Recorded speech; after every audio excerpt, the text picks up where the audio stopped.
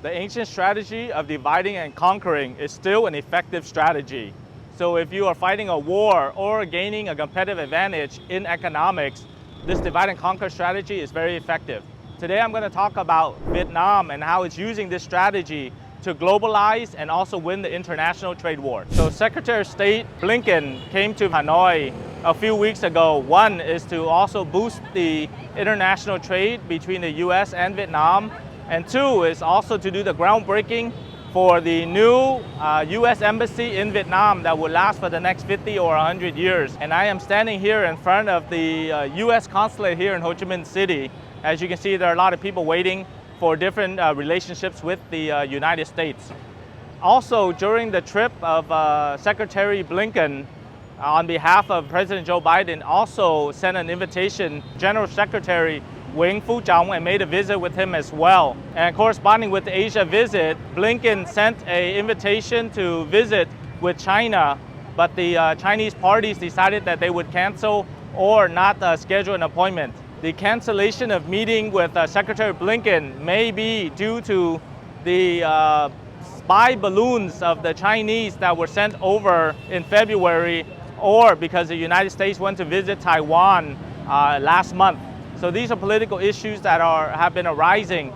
But if you look at the greater geopolitical environment and economics, Vietnam has been attracting from China manufacturing of large corporations such as Nike, Intel, Samsung, and many other companies have been manufacturing in China for a long, long time. So why am I really talking about this? This is to show you Vietnam's specific divide and conquer strategy to help its position as a manufacturing hub and also a globalized player in the global market. And that's what I'm going to talk to you about in this video, so let's get started.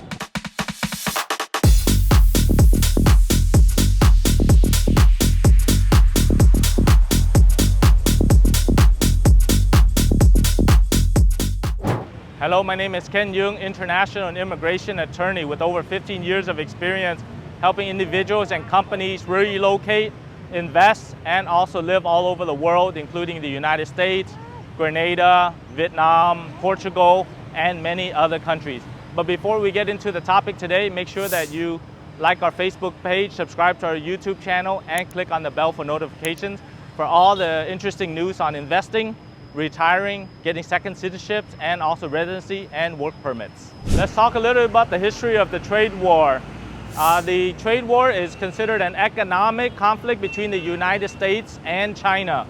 So in 2018, under President Donald Trump, United States implemented many regulations and taxes on China due to their unfair business practices, which caused the goods in China due to subsidies to the United States to be lower in cost, and also the import of raw materials into China were being costly as well. This impacted both of the economies dramatically. One is the Chinese economy was not able to export as many products to the United States, and two is the United States had higher costs of imported goods due to this trade war. The trade war also had impacts outside of China and the US, which means that the US companies that were manufacturing in China had to move their operations outside of China to other countries, such as Southeast Asia, and those are the countries we're going to talk about today. So how is Vietnam winning in this trade war? Vietnam's GDP, or gross domestic product, had increased 7.9% due to its large demand and increase in exports to the United States and also to China. So China, being the large exporter of agricultural products, had shifted to Vietnam, which allowed Vietnam to actually export more vegetables, fruits, and seafood, thus making Vietnam the largest exporter of rice, coffee, and pepper in the world.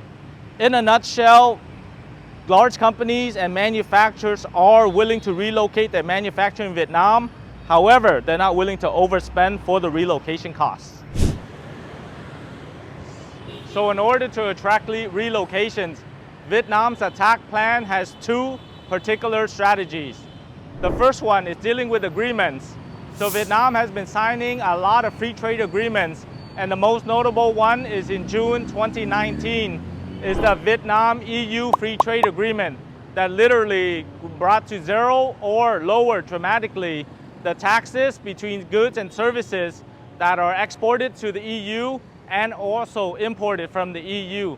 This dramatically helped Vietnam position itself as a country that will be able to export to the EU products. And in order to understand more about that, we made two specific videos. The first one is called the Vietnam Economic Outlook, that we talked about the new free trade agreements, the new laws, and how Vietnam's attracting investments. And in the other video, we talk about how to open up a factory in Vietnam and what things you need to consider. Make sure that you watch those two videos in order to learn how to invest in Vietnam and also to relocate your manufacturing. The second plan of attack is dealing with technology. So 15 years ago, Vietnam only graduated roughly 100 IT professionals per year. But in 2022, Vietnam is graduating at least 1,000 IT professionals every single year. This means that the ability to use technology, program, and develop in the IT space is very strong in Vietnam. Due to the increase of the IT professionals and the technology industry, Vietnam has been able to attract large technology companies to invest into Vietnam, such as Samsung, LG, Intel, Foxconn, which is a manufacturer for Apple, and many other large technology companies around the world coming to play in Vietnam, but also to manufacture here as well. Although Vietnam is winning this trade war, not everything is all rosy, because Vietnam also faces many challenges, such as how much will the Vietnamese economy liberalize in order to attract this trade? Also, what are some of the climate change and also pollution issues that are affecting Vietnam due to industrialization? Many factories are opening up and also not caring about the environmental matters. And finally, some of the economic and social issues, such as economic inequality, get-rich mindset, also with brain drain, and many of the other talent that are leaving the country. So these are the social issues that are attributed to the growing economy in Vietnam, and these are things that Vietnam needs to consider in order to grow smoothly and in the right trajectory. So what are your thoughts on this video today regarding the situation of the China-US trade war? But through this, it creates many investment opportunities for you to look at Vietnam, to come here and also to invest in manufacturing.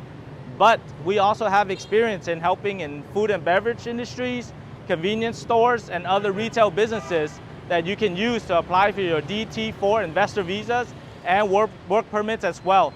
So if you want more information about that, let us know. We'll be happy to give you a consultation, meet with our team, and also look at some of the business opportunities. As always, on behalf of Duong Global, thank you very much for watching this video. But make sure you like our Facebook page, subscribe to our YouTube channel, click on the bell for notifications, and comment below what you think will be the impact and the outcome of the US-China trade war in regards to Vietnam in 2023. Thank you very much for watching this video, and I'll see you on the next one.